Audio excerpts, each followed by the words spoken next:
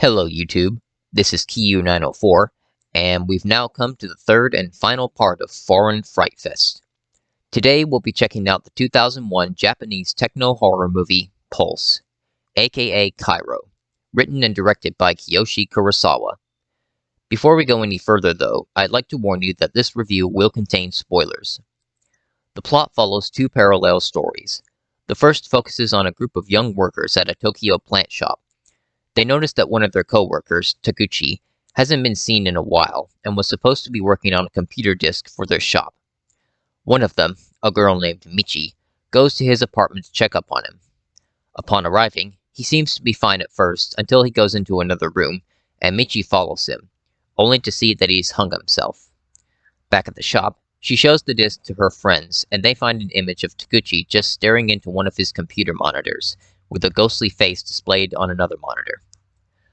Later, one of the other co-workers, Yabe, gets a call of someone eerily saying, "Help me," repeatedly, and sees the same image from the disk is present on his phone. He goes to Taguchi's apartment to investigate and discovers a black stain in the spot where he died. Venturing further, Yabe finds a door marked with red tape and enters it, only to see a woman slowly and strangely walk towards him, terrifying the man. Over the next couple of days, Michi notices Yabe becoming increasingly more depressed and also someone sealing a building door up with red tape.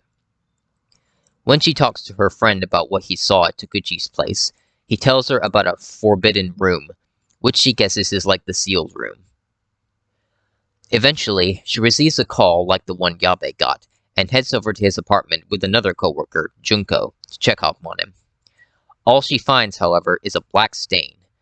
Michi soon discovers a forbidden room, and that Junko has gone inside it. She rushes to get her out of there, and is soon confronted by a ghost that the two barely escape from. As a result of the encounter, Junko becomes distant and despondent, spending her time in the care of Michi at her residence. As hard as she tries, Michi cannot bring Junko out of her crestfallen state. And one day, without warning, she transforms into a black stain on the wall, before dissolving into particles, much to Michi's dismay and horror. The girl then quickly sets out to check on her mother, living just outside Tokyo. Now I'm going to move on to the secondary story, which follows university student Ryosuke Kawashima, who signs up to a new internet service provider. However, his computer keeps bringing up a mysterious website by itself, showing people alone in dark rooms acting strangely. Seeking answers on how to prevent this from happening, he goes to his university, where he meets computer science student Haru Kurosawa. She advises to either bookmark the site or screen capture it for her to look at in the event it appears again. Back at his place, Ryosuke attempts both when the website shows up, but the computer won't allow him to. He then sees an image of someone with a plastic bag on their head, and the words, "Help me," written on their walls. Over time, people begin to disappear mysteriously, and Ryosuke, while at the university library, notices a shadowy figure near the bookshelves. This is when a graduate student, Yoshizaki, shows up, seeing the specter as well.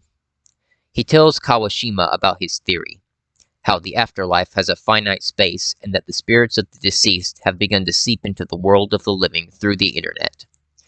Tokyo gradually becomes desolate as more and more people vanish. Ryosuke later comes across Haru, depressed as all of her colleagues have disappeared. He listens as she explains how she believes the ghosts are turning people immortal, trapping the living in their own loneliness, similar to how it is in death. Haru also reveals her lifelong feelings of isolation, and the young man offers to take her far away from Tokyo to live together in happiness. The two take a train, but it mysteriously stops. As Ryosuke goes to check on the driver, a distressed Haru runs off and manages to make it back to her apartment.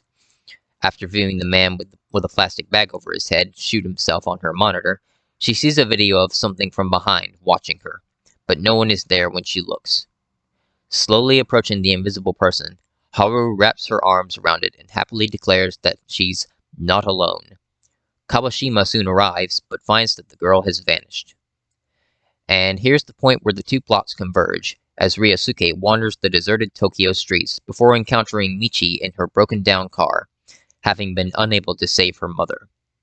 He helps to fix it, and the two begin to bond, with him telling Michi about Haru being pretty much his only friend, and she offers to help find her. They eventually locate the girl in an abandoned factory, wearing a bag over her head, like the man on the computer, and carrying a gun. They attempt to get through to her, but are too late as she shoots herself in the head.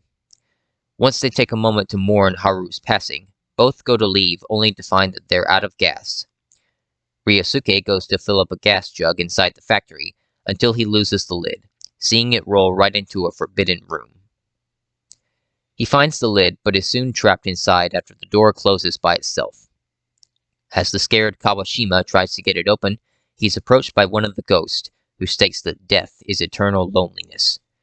Michi goes back to look for Ryosuke, only to find him sitting by the gas can, clearly having been affected by the spirit.